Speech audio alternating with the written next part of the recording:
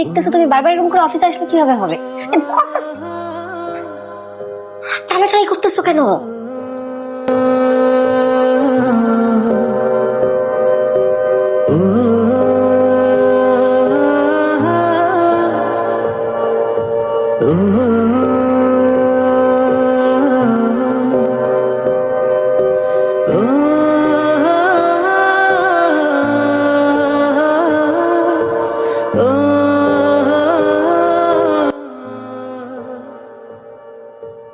নীরা,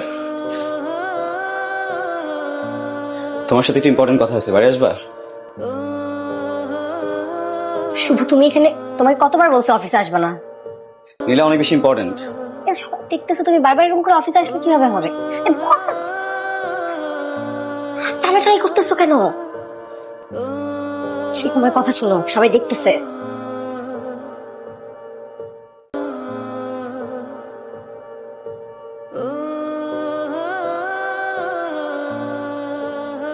তোমার সমস্যাটা আমি বুঝতে পারতেছি না। তুমি সবার সামনে এইভাবে হাত ধরে টেনে নিয়ে আসলে কেন আমাকে অফিস থেকে? তোমায় কতবার বলছি আমার ওয়ার্ক প্লেসে তুমি আসবে না? এগুলো না অফিসে আলোচনা হয়।